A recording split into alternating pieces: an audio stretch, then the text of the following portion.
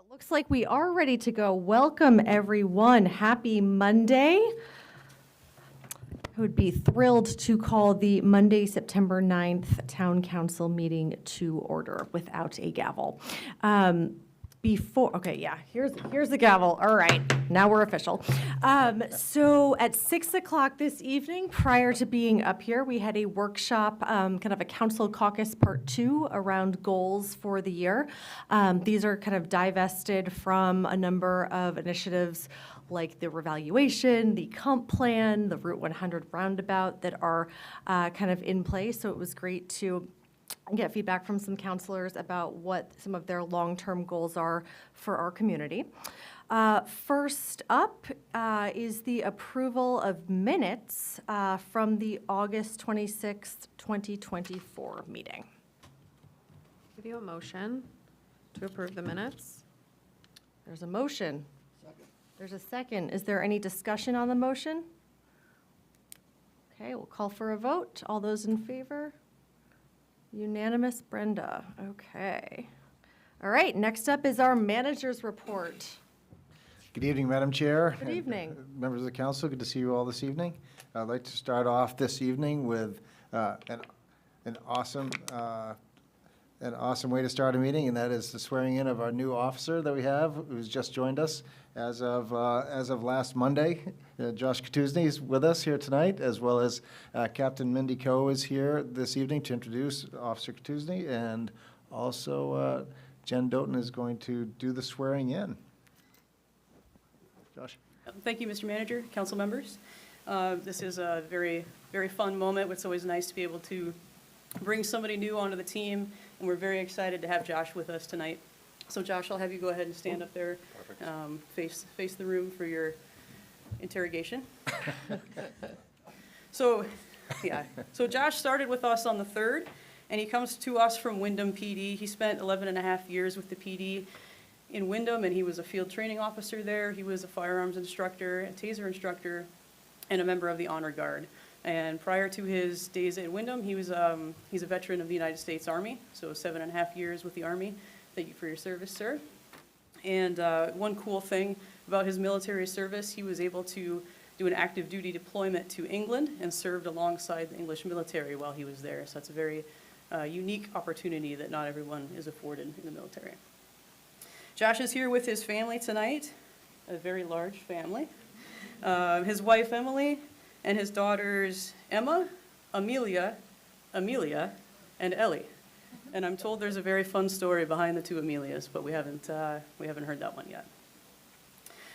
So at this time, welcome Josh to the family, and I'd ask Clerk Jen Doughton to come up and swear Josh in. Hello again. So I'm going to read the statements. Okay. And at the end, you can just agree or not. I will. All right. I always give the option, like if you want to walk, just the hand up is fine. Do you, Joshua Katuzny, swear that you will support the Constitution of the United States and of this state, so long as you shall continue a citizen thereof? And do you swear that you will faithfully discharge, to the best of your abilities, the duties incumbent on you as a police officer for the Town of Cumberland Police Department according to the Constitution and laws of the state? I do. Congratulations. Welcome. Thank you very much.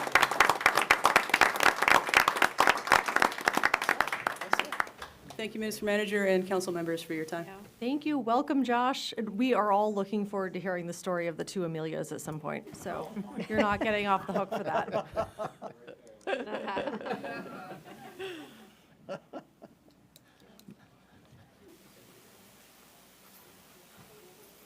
Madam Chair, I have additional. Please, by all means. Thank you for that. I know I have a couple different items that I've been working on a bit over the course of the summer. We have a couple of, one very large project that we are anticipating to start in the near term, and it's the town's renewal or update of its comprehensive plan. And what I've provided or crafted leading up to this evening is looking at the committee structure to recommend to the council, the purpose for the committee, the duration, the funding and staff resources needed, and a summary of the project. for the council to consider. And what I'll do is I'll get this to the council after this evening, so you can have it for discussion and consideration for action on your September 23rd council agenda. The part of this that I'd like to describe this evening is that the Comprehensive Plan Committee, my recommendation would be to have it consist of 9 citizens appointed by the town council. 5 of them would be appointed by the council utilizing its appointments committee process. The 5 members would be comprised of 1 member from West Cumberland, 1 from Cumberland Center, and 1 member from Cumberland Foreside, with 2 at-large members. Also, the council would have 2 of its members among the members chosen, that you would choose among yourselves, obviously, and then the school board and the planning board each providing 1 member nomination to the council to serve. The committee would then elect its own chair and vice chair, and then any vacancy that would take place after the initial appointees were set would be to be filled by the town council as you went along in your normal business. And the members who serve on the council, school board, and planning board would continue to serve on the committee beyond their service on their boards if they left either of them to remain, as long as they remain residents of the town and are willing and able to serve. The town planner would be the principal staff liaison to the committee. And their work would be to develop a new comprehensive plan for the town council consideration that meets in the review standards of the Maine Growth Management Act as required. Citizen surveys would be conducted as part of the committee's outreach to the committee, as well as a huge component needed for public participation throughout different outreach and other stakeholder engagement opportunities. And that would be also developed by the committee early in its deliberations. They're looking to have this work over the course of about 18 months. Looking to have their recommended plan to the town council and to the state by April 30th of 2026, if not sooner. Obviously, if progress becomes greater than that, then they could compress the window as needed. Currently, the town council has appropriated over the past, in the past budget, $150,000 for the work of the committee. That would cover the cost of citizen surveys, a public participation consultant, specialized consulting services that are needed for the plan, data development assistance, part-time staff that may be needed to assist with minutes, legal reviews, printing, mapping services, and other costs. So that committee would then have to craft a budget, an operational budget as they go through, and then have that ready and to go forward. The time commitment is substantial for all involved, as many know. And I know Councilor Vail would be familiar with that, having participated in the past. But they're looking at roughly 30 minutes at about 20 hours each. 30 meetings at about 20 hours per person in preparation time for principal staff liaison, and 120 hours roughly for the manager during that period. In addition, the council will probably spend an additional estimated 20 hours each over the course of the period reviewing the report, for a total of about 140 hours. And it's anticipated that committee members would spend approximately 200 hours each over the course of that process, for about 1,800 hours time investment. So summary of that is you're looking at a cost of about $150,000 for the project as budgeted, 720 hours of staff time, 140 hours of council time, 1,800 hours of volunteer time, and a year and a half roughly to get the project done. So I'll provide this to the council so you can, and the one outstanding question that I would have is if you'd like to consider at some point adding or amending that to add a couple of ex officio student members that you may want to, or the other approach that has been taken in the past is to use, look at the school population group as a stakeholder group and doing targeted outreach to them as well to get them, because historically I found in the past that high school students are very interested and want to become part of the process as well, either engaged at it from a civic standpoint as well as wanting to help set the direction of their town. So that's one area that you may want to consider, either adding that or making sure to, of note, to let the committee know that targeted outreach should be a critical component of that. So and then I did try to follow the framework that the council currently is constructed under with targeted representation from the different segments of town. So wanted to make sure that it was inclusive of all residents to the best extent that you can. So there's that. And then the other item that I had I'd like to report on this evening is, and I don't think Steve Moriarty didn't make it here this evening, but as you may recall, State Representative Moriarty sponsored a bill last year. It was LD 1345, and that was an act to permit municipalities to establish by ordinance a program for partial deferral of property taxes for seniors. That bill was previously worked on by Manager Bill Shane, prior Chairman Mark Segrist, and Town Attorney Alyssa Tibbetts. Was sponsored by Representative Moriarty and co-sponsored, co-sponsored by Senator Pierce and Representative Kuhn of Falmouth, among others. The bill effectively became law at the end of August, after being passed to be enacted by the House on March 5th and then the Senate on March 6th, and became law without the governor's signature on March 19th. But that doesn't become law until 90 days after the legislature has adjourned.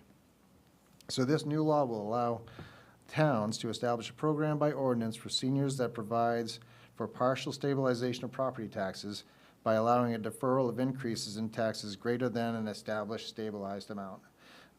The deferred tax is then accounted for by establishing a lien on the property to be paid back to the town, plus interest, when there's a change in ownership. And the law goes on to describe all the different elements that define a change of ownership, either death or selling of the property and so on, and what have you. But in order to establish this, the town needs to create an ordinance to adopt a stabilization and partial property tax deferral program.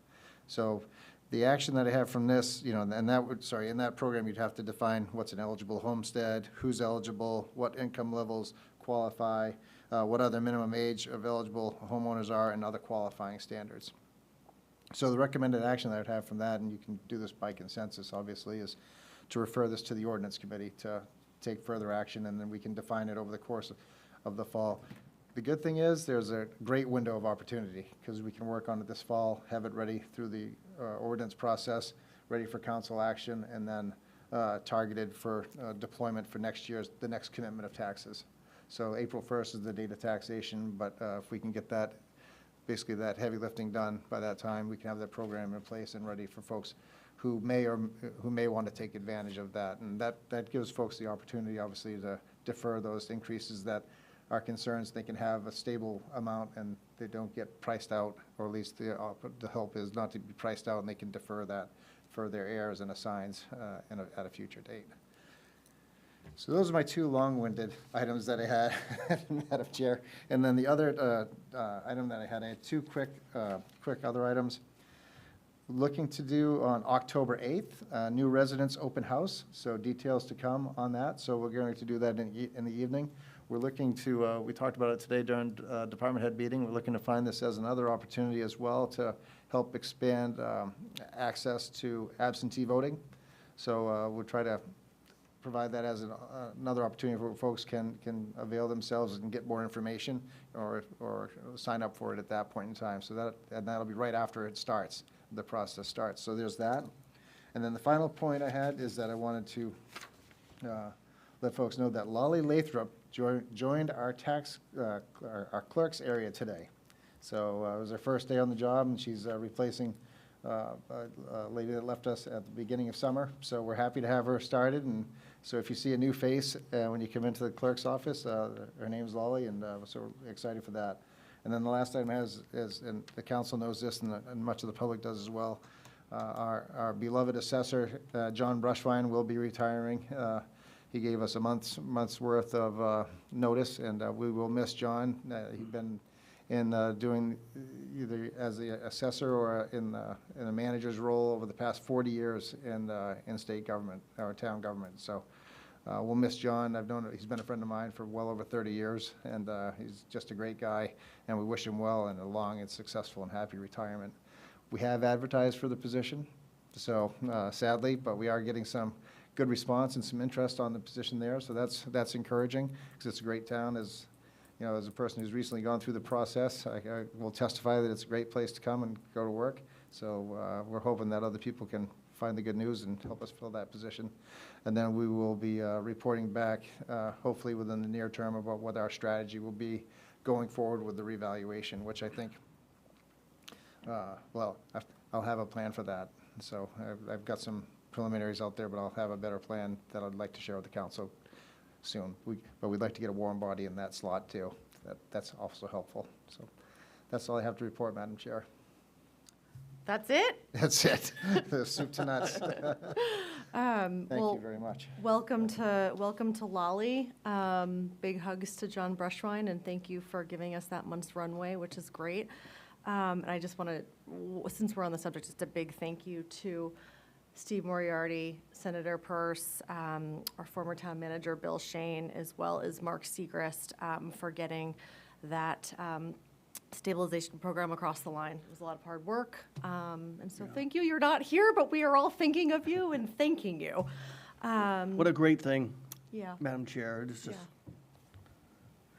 Yeah. huge. Yeah. Absolutely huge. Great to see it come full circle. Or, right? Yeah, full circle. Yeah. Okay. Thank you, Mr. Manager. Moving along to moving along to public discussion. Public discussion is for comments on items that are not on the agenda. Comments are limited to 5 minutes per person. Rebuttal comments will be limited to 2 minutes. Public discussion topics may be brought up again under new business for further council discussion. Is there anyone here who would like to speak during public discussion?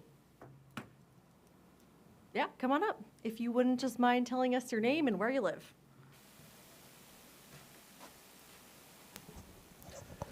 Scott Jordan, Town of Cumberland, Forside. Thank you, Mr. Chair, earlier. Thank you, Council. Thank you, Brenda. Kind of to piggyback off of what the Town Manager was talking about, the partial stabilization for taxes. During my time campaigning recently, a lot of seniors are concerned about their property taxes. And I think in my conversations with Matt, he had mentioned in, I believe, I think it was a previous council meeting about looking at changing the age requirement from our existing program from 70 down to 65. A large percentage of our community are in between that window, and they're very concerned, especially with their recent tax bill. So I would hope that the council would be willing to look at that and change that requirement from 70 to 65. And maybe even upping the, I think it's 91,000, right, and below, maybe even bumping that up to 100,000. Any thoughts on that initially? So public discussion is your opportunity to talk with us. I will say that that did come up, and the initial, I think, feedback, I can't say consensus, but it was something that was very well received by the councilors. But continue, you've got your 3 minutes and 50, so go to it. Okay, that's good enough. As long as you said that, I appreciate that, and I really hope that you really do take a look at it. Thank you. A quick question. Sure. Scott, it's good to see you, by the way. Thanks, Mike. What is your thoughts on how long somebody should be a resident in town before they're eligible? Sure. Actually, that's been brought up by a lot of constituents. They feel at least 10 to 15 years. Okay. Great, thanks. Thank you, Madam Chair. Any other questions? I'm going to take no. Thank you. Thanks, Scott. Appreciate it. Any other folks like to speak during public discussion? All right, I will close public discussion and we will move on to legislation and policy. For each item under legislation and policy, just a reminder, there is the opportunity for public comment per Article 2, Section 7 of the Town Charter. So there will be public comment for each item on the agenda. Those are limited to 5 minutes per person. So first up, we have 24-095 to consider and act on a mass gathering permit for the Maine Principals Association Class A, B, and C Regional Cross Country Championships to be held at Twinbrook on October 26th and from 9 a.m. to 3:30.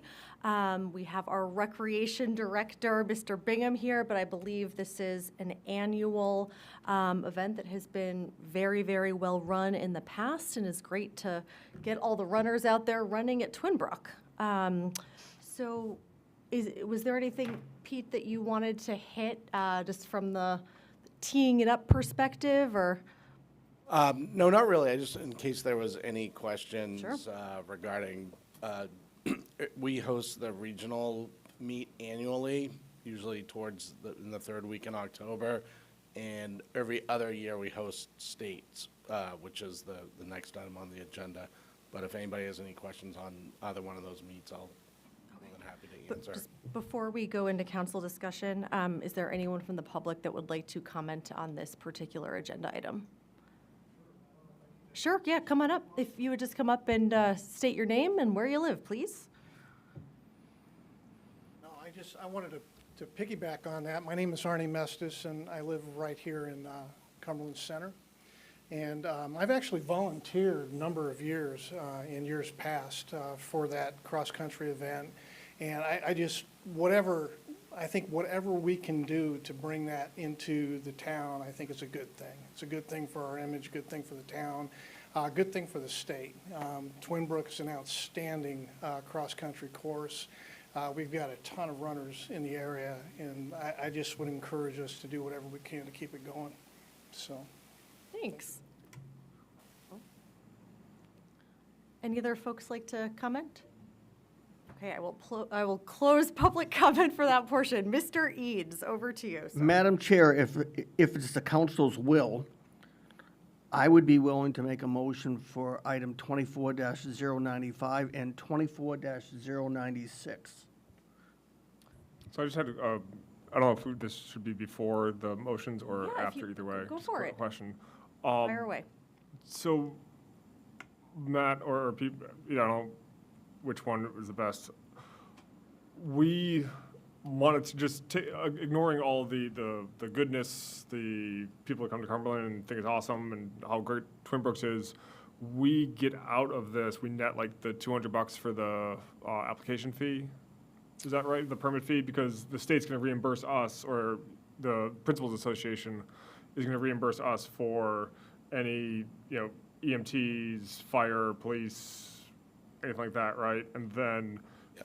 that's, There is revenue component Yeah. to it as well. I have to double, I believe the flat fee per event is $1,000, and then there's a $500 mass gathering fee, and then I itemize all the employees that have to work at it. So I'll send them a complete bill for every single cost that we incur as a community.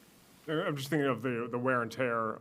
That's harder to identify really on the long-term length of Twin Brooks, the wear and tear of however many hundreds or thousands of people coming in, running there and all that. It's above and beyond the, we had X employees that worked X hours there. I'm just trying to think of, long-term, how can we ensure that we're able to maintain Twin Brooks to the standards that we have been with events like this, and to put them on at the high caliber and the high caliber of the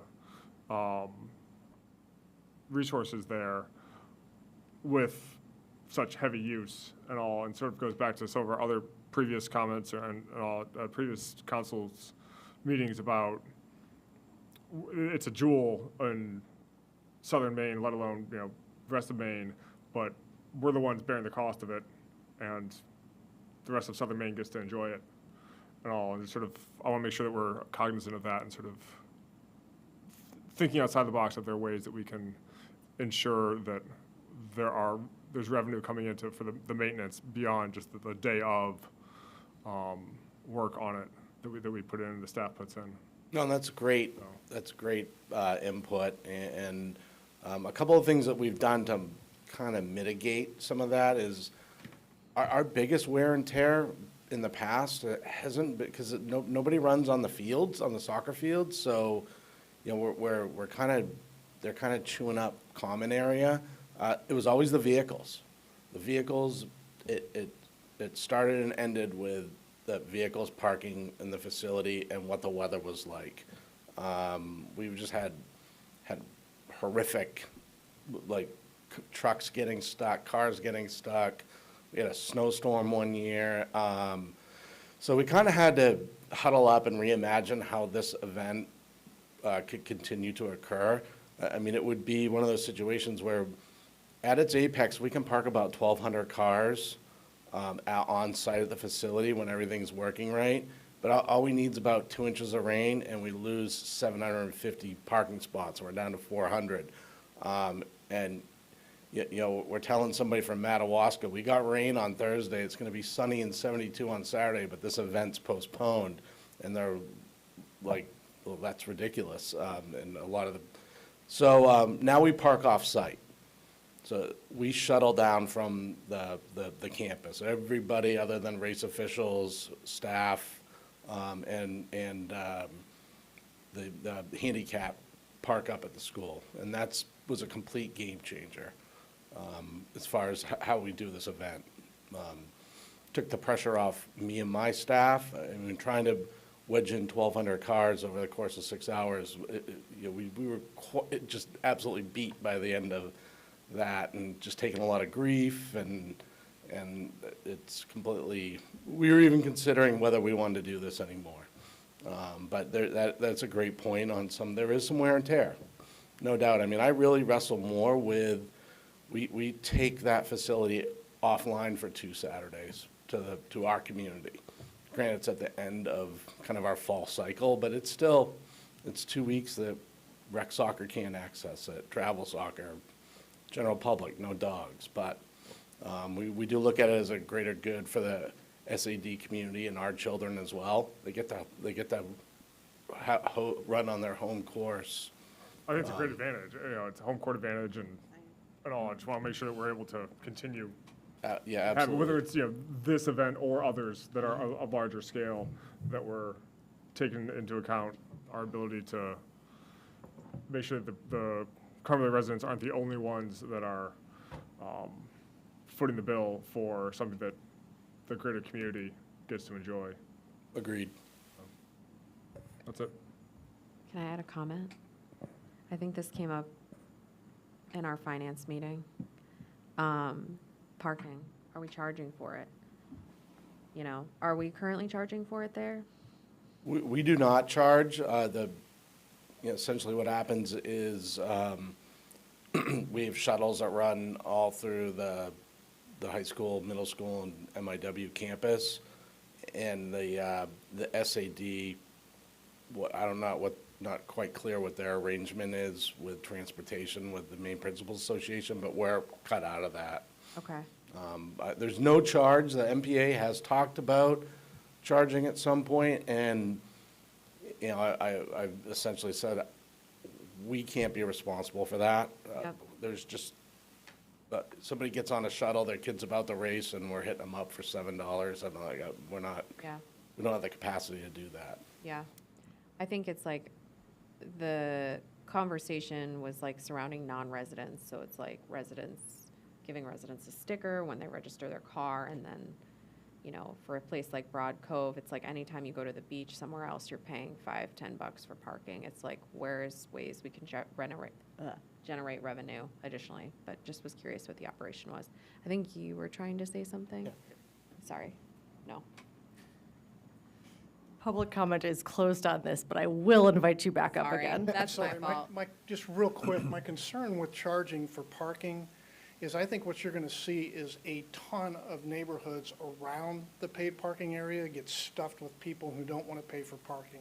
And I think that needs to be considered, because you're going to have a lot of neighborhoods who don't want all those cars, you know, up and down Drown Road and everywhere else, you know, parking there just to try to save $5 or $7. So that's just something to consider. Sorry. No, that's okay. I think parking, you know, parking fees at Twin Brook or any other town-owned facility might be something that we hit on a separate agenda item, as it's not totally related to this particular agenda item. Anything else on 24-095? I think Mike maybe, Bob, go ahead. I just want to respond to Andrew. There is a mathematical formula that people use for residence, commercial buildings. If you're not investing 1% of the value per year in upkeep or maintenance, your property is going behind. So, you know, it's a valid question. I'm sure somebody smarter than me could say what the mathematical formula might be for the wear and tear on a landscape, and come back and say, okay, it might be a 0.5% or something like that of value, but I think that's a valid question.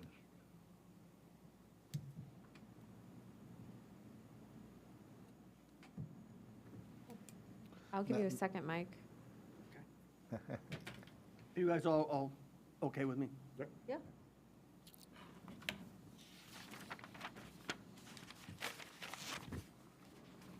Madam Chair, item 24-095, I move to approve the mass gathering permit for the Maine Principals Association, Class A, B, and C Regional Cross-Country Championships to be held at Twin Brook on October 26th from 9 a.m. to 3:30 p.m. Also, item 24-096, I move to approve the mass gathering permit for the Maine Principal Association, Class A, B, and C State Cross-Country Championships to be held at Twin Brook on November 2nd from 9 a.m. to 3 p.m. There's a motion. Do we have a second? Second. Oh, Counselor Douglas beat you to it. Is there any discussion on the motion before I call for a vote? There is not. All right, all those in favor? Unanimous, Brenda. All right. Moving right along to the twinkle lights, 24-097, to consider and act on a mass gathering permit for Fiesta Show's main celebration of lights to be held from November 29th to January 4th at the Cumberland Fairgrounds. I think this event gives the Botanical Gardens in the Mid-Coast a little bit of a run for its money. Get a little town pride there. This is also an annual event. Is this year 3? Right, yeah. Mike, Bob, Bailey, keep me honest. Yes, it is. I've gone all 3 this third year, Which has been the best year so far? my life. The first year. Were the kids awake or sleeping during it? I let them ride on my lap for the whole thing. Good. Probably going to And- get arrested for that now, so that's great. It looks like their paperwork is in order. I always like to see fried Oreos are being served, hot cocoa. Looks like we have insurance. And there were no concerns from either the police or the fire or, Madam Chair, no concerns were noted, just full support. right? Everyone loves a twinkle light. Any public discussion on this item? Anyone want to talk about twinkle lights? No, okay. I will close public discussion on that item. Any council discussion? I'd just like to note that I appreciate them going through and even putting NA on bits, like really actually filling out every portion of the form as opposed to just leaving things blank. I appreciate the attention to detail. I also appreciate that you can really read the handwriting, which doesn't always happen on our written applications. Matt, fried Oreos are a thing? They are a thing. Mike. You can fry anything. Yeah. Mike, I- don't ask those types of questions. I mean, where are you? You gotta get Bailey. Need to get out more. I'm gonna have to try one now. Yeah. Have you tried the fried stick of butter yet? That's a thing. Oh my gosh. I haven't. It's gross, but it exists, if you're wondering. It's amazing. You can fry anything. Well, I will give you a motion. Yes, please. Oh gosh, wow. Moving slow. 24-097. I move to approve the mass gathering permit for Fiesta Show's main celebration of lights to be held from November 29th to January 4th at the Cumberland Fairgrounds. I'll second. There's a motion and a second. Any discussion on the motion? Okay, call for a vote. All those in favor? Unanimous, Brenda. Okey dokey.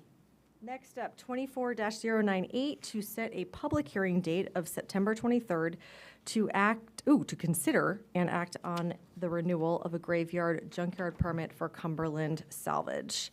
I think this is the night of our annual renewals, as this is another annual renewal.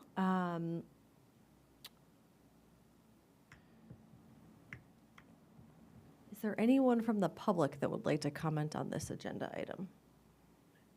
No, okay. We'll open it over to council discussion. I was glad to see they include, No, please. I was glad to see they included where their fluids were being trained. I think this was a topic of conversation last year, if I recall correctly. Yeah, I think it was too. Yeah. I think this application was very well done. Andrew, does it meet your standards? It does. Okay. I will give you a motion.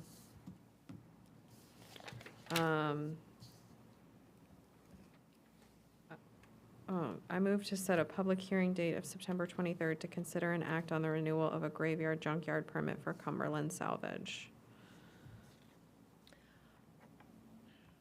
Second. Yes, I should have made clear that this is to set the date for the public hearing, in which case we will also have another opportunity for some more trash and junkyard talk. Can't This is wait. just setting a date. Just setting a date for the public hearing. Yes, we are not taking action on anything except for putting something on the calendar, which is a great way to start your Monday off. Right. Or end your Monday, rather. We have a motion and a second. Is there any discussion on the motion? Okey dokey, I'll call for a vote. All those in favor? All right, unanimous, Brenda. Okay. Oh, next up, some fun personnel stuff. 24-099 to reappoint William Longley as Code Enforcement Officer and Dan Small as alternate from April 1st, 2024 to March 31st, 2025. I know firsthand that I'll say Mr. Longley does an exceptional job as Code Enforcement Officer. And Dan, I think, also covered maybe for him at some point last year and did an excellent job in coverage. Sounds like a dream team to me. Would anyone from the public like to comment on this item? No, okay. Council discussion. Okay. I work with a lot of code enforcement officers in a lot of different communities. And there's only really one or two people that really know their way around code. I just can't tell you, Bill Longley is just an exceptional person in the job. He is, he's just a tremendous resource, to reach out to, if I have a problem or I have a question about in another community, I'll call Bill, and he's, always glad to offer his insight. He is just, he's a great asset to the community. We're lucky to have him. We are. He commutes from Woolwich. Yeah. It's for real. He does? Yeah. Wow, that's amazing. Well, I'll give you a motion if there's no other discussion. I would take it. I move to reappoint William Longley, AKA Bill, as Code Enforcement Officer and Dan Small as alternate from April 1st, 2024 to March 31st, 2025. I'll second. Any discussion on the motion? All right, all those in favor? Unanimous, Brenda. All right, 24-100. To consider and act on canceling the October 14th Town Council meeting in recognition of Indigenous Peoples' Day. We've made a concerted effort over the last 2 years or so to work to be respectful of holidays, religious holidays, cultural holidays. And this, I think, kind of fits in with that larger goal, although the counselor to the right of me likes to work 365 days a year, but it's not always the best time to hold public comment, so, Does this mean we're going to reschedule it for the 15th? no. But Oh. we could talk about that. I myself will be in Iceland celebrating my 10-year wedding anniversary, You so. did that last Saturday. How much of celebration can a girl do? Yeah. Is there any public discussion on this item? No, okay. Any council discussion other than the peanut gallery? I'd much prefer to reschedule it for sometime that week, whether it's Tuesday or Thursday, something. Rather than cancel and miss out on a meeting that we only have twice a month. But that's me. I wouldn't mind rescheduling for Tuesday. And I know you're gonna be gone, Tip, but we can do at least, if we have any pressing business and, I don't know, I just hate to go a whole month, which is what we'd be doing. Well, Counselor Douglas, the show will be yours if, so I don't know if you want to weigh in on this. It might also be worth asking, Yeah. at this point, we've not, we don't have anything we don't have anything scheduled yet for that meeting. Is that right? That's correct, Madam Chair. October 14th. One item you may want to consider as you're meeting on the 23rd, to keep in the kind of the every other week, you'd have one gap week in there, but if you looked at perhaps the 7th of October as an option, it'd be 2 weeks from your last council meeting in September. But that'd be basically the week before, and there's not a holiday there, and you can still keep on that 2 meeting in a month schedule at that point. If you wanted to, we can make that happen. Great idea. That would be my preference because it's my birthday, Oh, 15th. I'd rather not, but I will be happy to do it if that's what works for everyone. You don't want to celebrate with all of us? It's not that I don't, it's a hibernation day for me, so. Matt, so I'm looking at the school's calendar, and they have a joint board meeting with Cumberland and North Yarmouth on the 17th. Is that all of us two, or is that a separate thing? TRICOM meeting, yeah, that's the Okay. that's the TRICOM meeting on the 17th. all 3 boards. Yeah. But I think we are talking about the 7th Yeah, so if we did the 7th, I'm just going back to calendars. previous point about, either that Tuesday or Thursday. Thursday, we're already booked on the 17th. The 7th works So for if we me. go back, if we go forward to the 7th, that'd be fine. I like the idea of the 7th. Yeah. Is everyone good with Madam that? Chair, I will say, look, if we don't have an agenda, don't make one up. And if we get close to the 7th and don't fill it, don't do it. But if you I'm do, sure we can come up with things to talk about, too. Does that kind of work? Yeah, We've got that some works. consensus. Do we need a motion for that?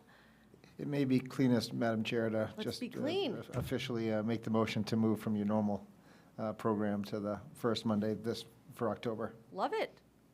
I'll give So- you a motion. Let's hear it.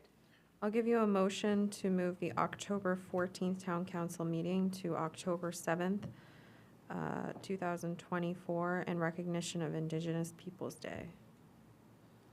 I'll second. Is there any discussion on the motion? Is it nice and clean? Mr. Vale? No, I'm ready to vote. Okay, all those in favor? Unanimous, Brenda. All right, next up is new business. I'm going to go out of order tonight because we have lost a very beloved community pillar. So I'm going to punt over first to Councillor Vale, followed by Councillor Eads to just make a brief statement on that. Yesterday, we received news that Lyle Merrifield passed away suddenly. He was president of the Cumberland Farmers Club. He's been here many times over the last couple of years. Probably one of the warmest, nicest gentlemen that I can think to represent the fair and the Farmers Club. He's truly going to be a loss to not only his family, but to the Farmers Club. deepest thoughts go out to his family and his friends, loved ones. That's all I have. Thank you. Counselor Eads? Just jumping in with, after Bob is, Lyle was truly a community guy, whether it was here in Cumberland or Gorham. And I sat down with he and his wife one day at a restaurant in Jackman. We talked for about 3 hours, and just the people he knew and what he has done for that community. What he's done at the fair, I mean, not only working with the Lions Club and the new booth, but putting in the sawmill, make sure that got up and running. Everything was done first class and done to last. Lyle, I watched the same Bob mentioned about how many times he's been in here over the years, and we had a difficult neighbor who's no longer there, and had a business, and that person was very challenging. But Lyle handled that business person eloquently and made sure that their interests as well as his interests at the fairground were all met. Just went out of his way to make sure that he worked with the community, and I'd see him, and every time you see him, it was just, he made it special, and he will be missed. I don't think we'll ever replace him, or they'll never replace him, but I'm sure they'll find somebody to step up and do a good job. But boy, I just watched him come in and communicate with you, with the council, and what he did was just top notch. So he will be greatly missed by this community. Thank you, Madam Chair. Yeah, of course. We can just keep hopping around, but maybe we'll do that. Okay, did you have anything else on new business that you wanted to hit? I did. Go for it. I'd like to reach out to two ladies. I was at the grocery store yesterday, and this lady came up to me and said, I watch you on TV, and she applauded our efforts on a particular issue. And anyways, thank you for your comments. And then this afternoon, I was coming home, and this woman, my perception was that she cut me off. And I chased her up Tuttle Road, and she pulled over, and and we rolled each other's windows down, and I said something, and she said, I'm sorry, and I said, so am I. And I thought to myself, the exchange could have been much different, but the thing that struck me was that if you talk to somebody, you're much likely to have a better resolution than using the one-handed salute or some things like that. And anyways, thank you for stopping, and thank you for giving me an opportunity to have an exchange with you. Sorry, what's the one-handed salute? Well, it wasn't really one-handed, but It's half of a peace sign. For peace sign. That's a good response. All right. Councilor Eads, did you have anything else in our new business that you wanted to address? No, Bob, well, what is it with you chasing people? I remember when I was a kid, you chased me. I was out with our friend Pete one night, and we had a spotlight, and plugged in the spotlight, and we pulled up in the back of this jacked up pickup truck and shined it in the back window. We thought we were king. And we pulled up Gurley Road Extension, forgetting that it was a dead end. And we pulled all the way up to the end, Pete and I did, and Bob cut the road and kept us there for about an hour, and he just waved to us with all his fingers and drove off. But that was my experience with Bob cutting us off. We were kids. That's all I have, Madam Chair. Thank you. Thank you for that colorful anecdote. Councilor Magoon. I don't have anything nearly as fun as that.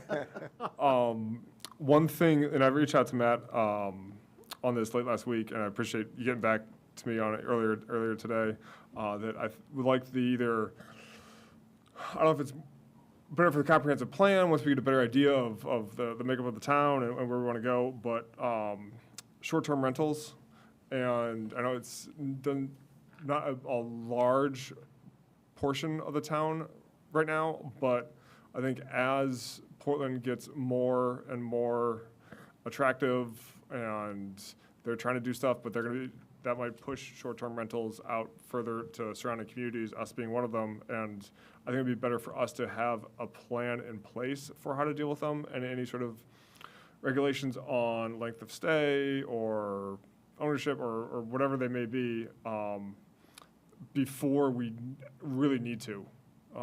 And I think it would be something that we should be proactive about as opposed to really reactive.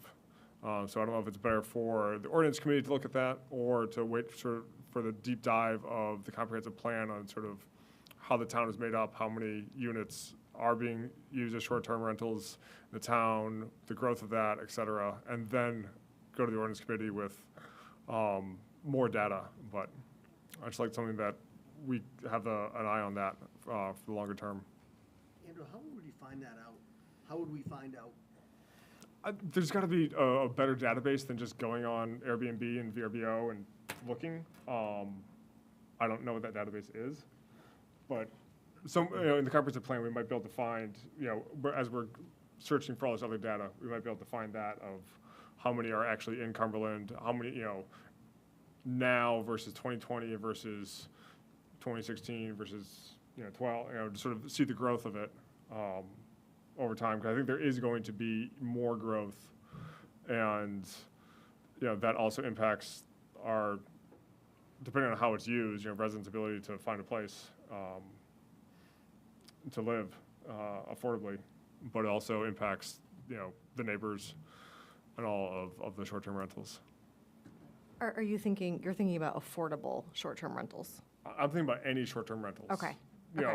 Airbnb to come for a weekend or a night or a week or a month or anything. Okay.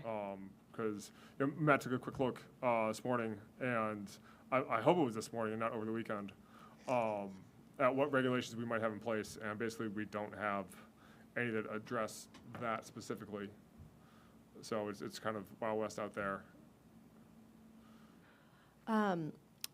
Would that be something that we could tack on to one of our upcoming workshops around affordable housing? Or would you suggest, Mr. Manager, that we take that to a different, or is the comp plan the most appropriate place for it, just so that we're trying to be efficient too and making sure that we're able to tackle all of the things that we want to tackle?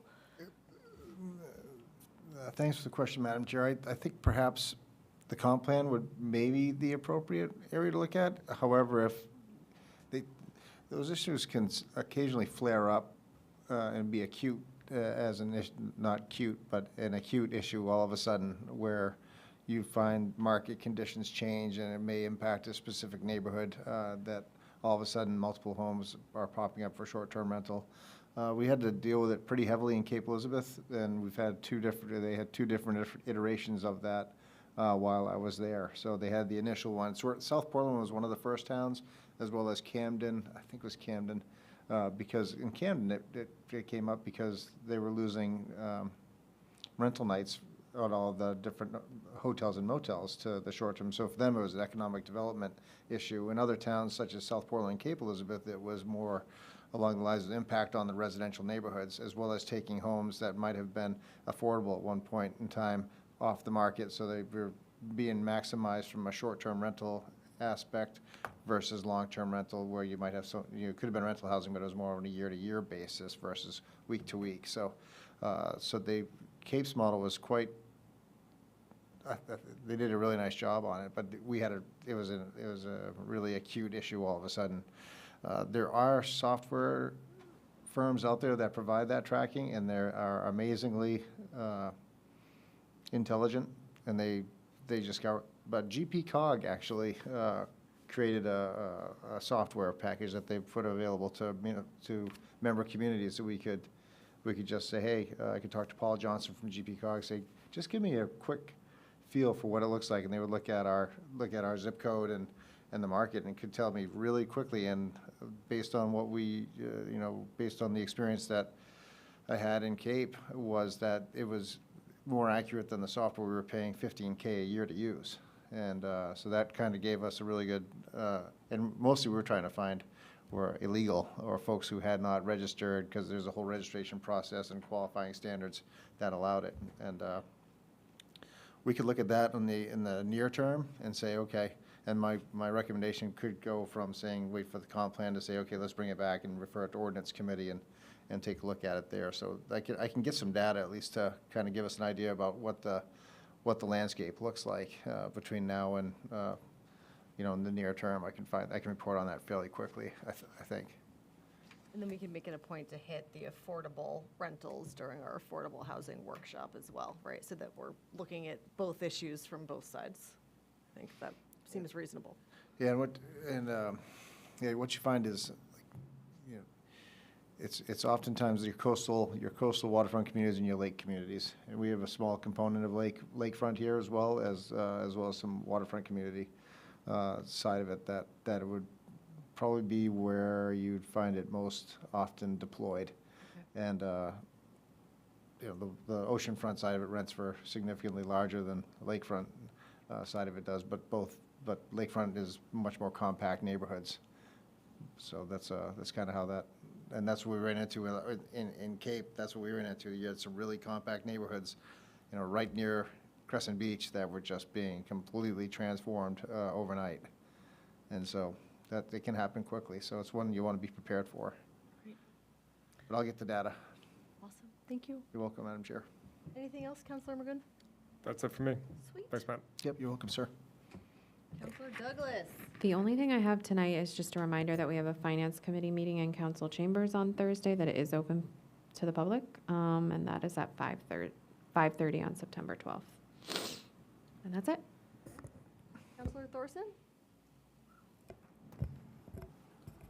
Well, he's gone now, but I was going to respond to what Scott had said about us hammering out LD 1345. Anyone watching, I am confident that we will be able to come up with something that works for us. I want to make sure, as towns are looking at this, that we're not just going to be adopting a template that's been passed around, much like other ordinances we have, and looking at, our population of the demographic that could benefit the most, look at what incomes should look like, and compare based on other towns with maybe a similar demographic and see kind of what's sustainable for us and what would work and benefit the most people. That's all I have. Great. If there's nothing, oh, yes, please. Madam Chair, I had one other item, and I Sure. apologize for jumping in at the end No here. I need know to we're on the home apologize. stretch, and it's 8 o'clock, so, but I wanted to let you know, Route 100 has been having, I don't know if any have experienced this, but there's been some paving involved on Route 100 over the past, end of last week and the start of this week. That is not a town project.